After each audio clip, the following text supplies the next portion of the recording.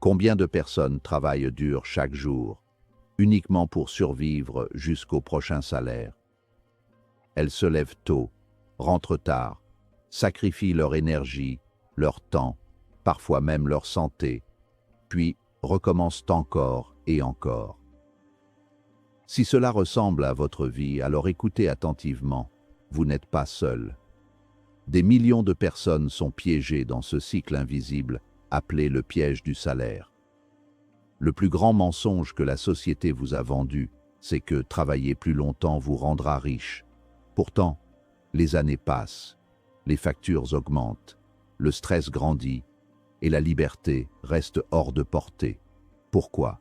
Parce que l'argent ne récompense pas seulement l'effort, il récompense la stratégie, la discipline et la vision. Tony Robbins enseigne une vérité simple. La richesse n'est pas créée par le salaire, mais par les décisions que vous prenez avec ce salaire. Ce n'est pas combien vous gagnez qui compte, c'est combien vous gardez, combien vous faites grandir et combien vous faites travailler pour vous. Dans cette vidéo, vous allez découvrir 5 leçons puissantes pour sortir du cycle travailler, payer, survivre et commencer à construire une vraie richesse durable. Regardez jusqu'à la fin, car la dernière leçon pourrait transformer totalement votre avenir financier. Leçon 1. Arrêtez de vivre uniquement pour payer des factures. Vivre pour payer ses factures est la forme moderne de l'esclavage volontaire, un cycle que la société a normalisé au point de le rendre invisible. La plupart des individus entrent dans la vie active avec une ambition débordante, mais se retrouvent rapidement piégés par l'inflation du mode de vie. Dès que leur salaire augmente, leurs charges fixes suivent la même courbe. Ce phénomène transforme chaque mois en une course contre la montre où le chèque de paie n'est qu'un pansement temporaire sur une hémorragie financière permanente. Pour briser ce cycle, il faut d'abord reconnaître que votre salaire n'est pas votre richesse, mais simplement le carburant de votre moteur financier.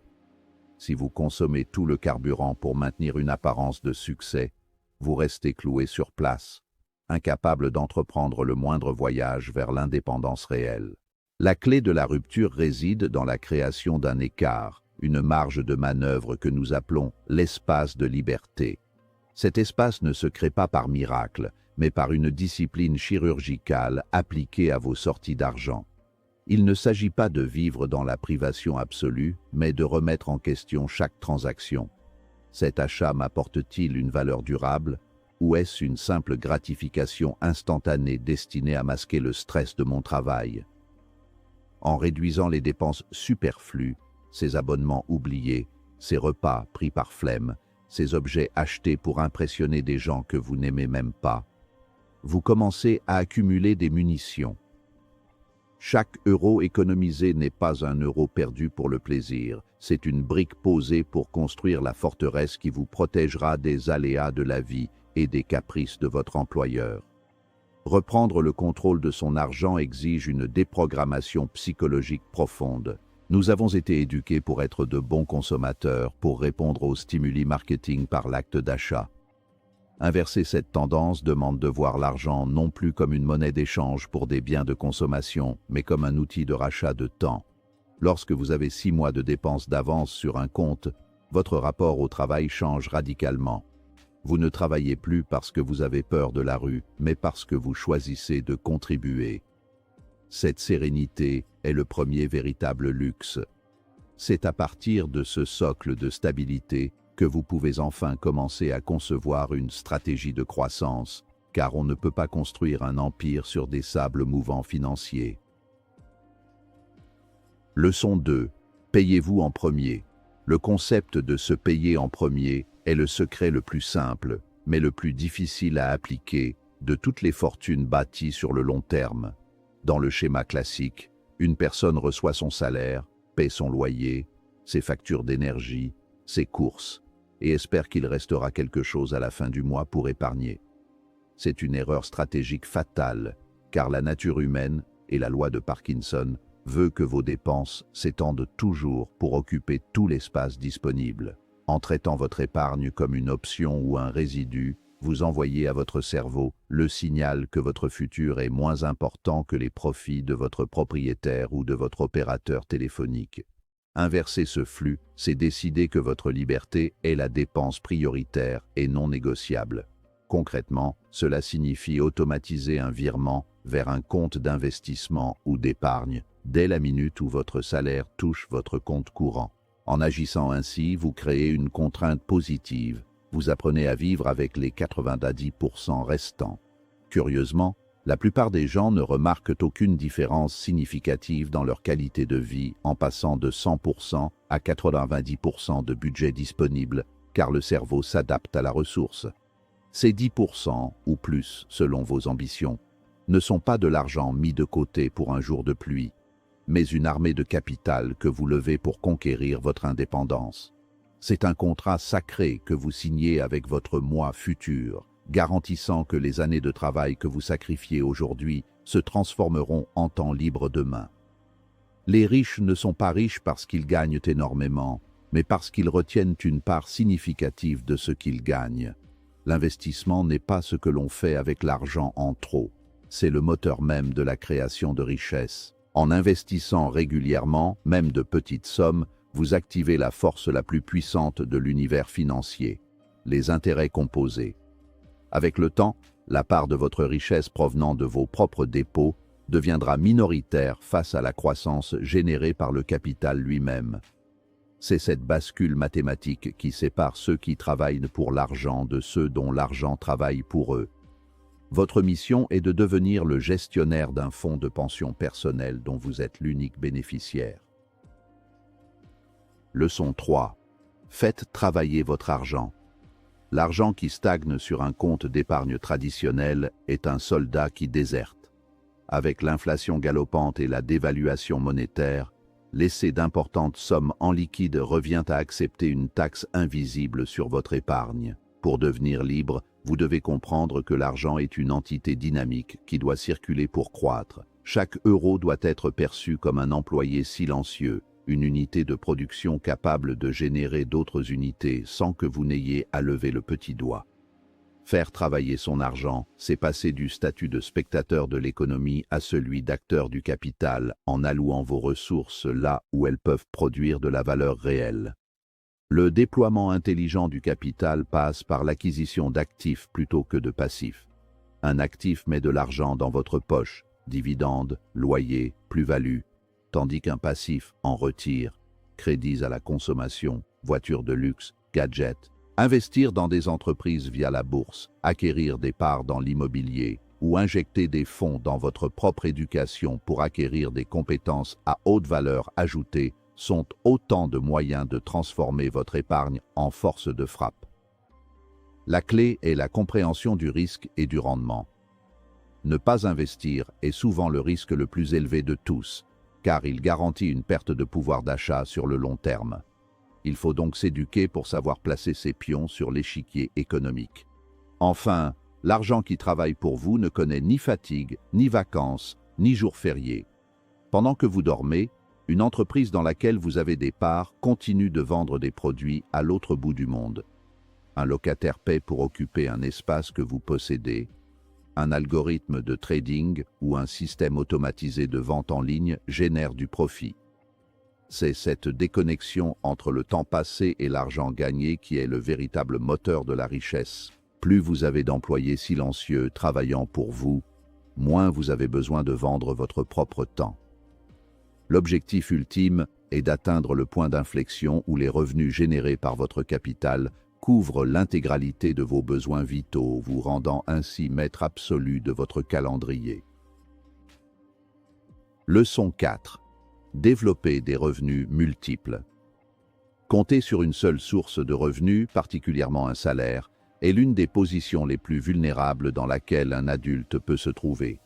C'est ce qu'on appelle avoir un point de défaillance unique. Si votre employeur décide de restructurer, si votre secteur d'activité périclite ou si votre santé décline, votre architecture financière s'effondre instantanément.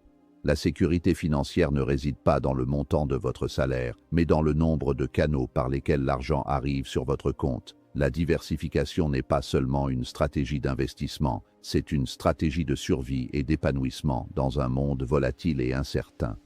La construction de revenus multiples doit être vue comme un projet de jardinage à long terme.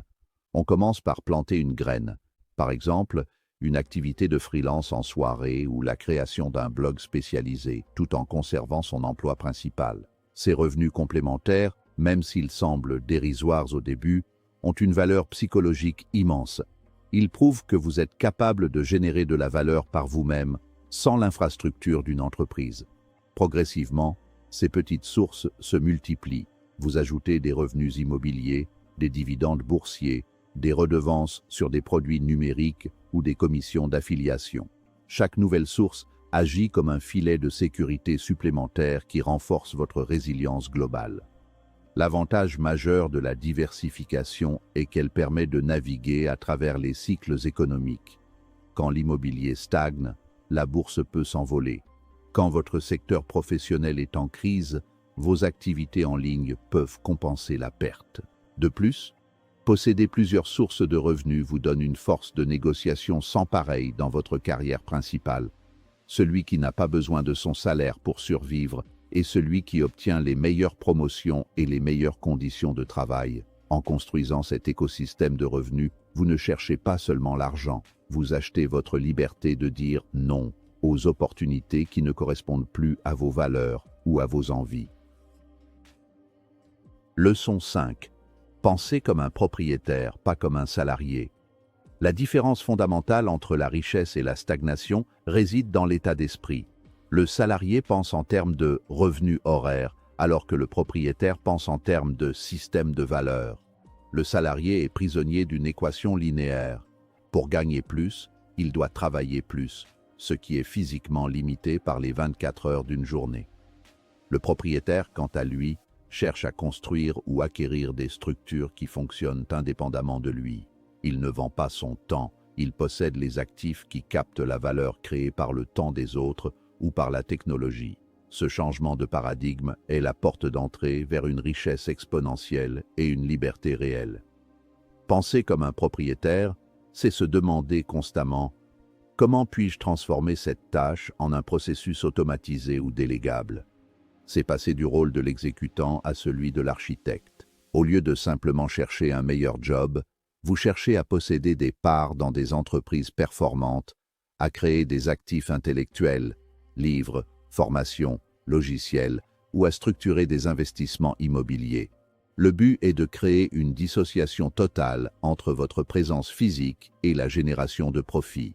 Cette approche demande un investissement initial en temps et en effort, souvent plus important que celui d'un salarié, mais les dividendes de cet effort sont perçus pendant des années, voire des décennies, sans effort supplémentaire.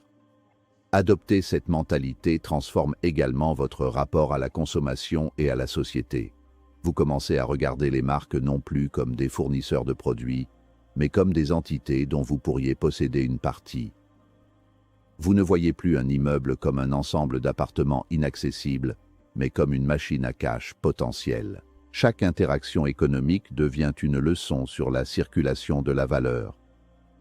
En devenant propriétaire de votre vie, de vos investissements et de vos systèmes, vous reprenez le pouvoir sur votre destin. La véritable richesse n'est pas d'avoir beaucoup d'argent, c'est de posséder les sources qui le produisent, car celui qui possède la source ne craindra jamais la soif. Sortir du piège du salaire ne signifie pas quitter votre emploi demain matin. Cela signifie changer votre manière de penser aujourd'hui. Beaucoup attendent une augmentation, une meilleure opportunité ou un miracle extérieur. Mais la vraie transformation commence lorsque vous comprenez que votre liberté dépend de vos habitudes, pas de votre patron. Chaque grande fortune a commencé par une petite décision répétée, économiser régulièrement, apprendre à investir, créer une nouvelle source de revenus, refuser la gratification immédiate, penser sur le long terme. Ce ne sont pas les grands gestes qui changent une vie, mais les actions constantes. Tony Robbins rappelle souvent que le succès laisse des indices. Les personnes libres financièrement ne sont pas forcément plus intelligentes. Elles ont simplement appris des règles que d'autres ignorent. Imaginez votre vie dans 5 ans si vous commencez dès aujourd'hui. Moins de stress, plus de choix, plus de temps avec ceux que vous aimez, plus de contrôle sur votre avenir. Ne laissez pas votre salaire définir votre destin. Utilisez-le comme un outil pour construire quelque chose de plus grand. Si ce message vous a parlé, prenez une décision maintenant. Commencez aujourd'hui, même petitement. Car la richesse réelle commence le jour où vous arrêtez de dépendre uniquement d'un salaire.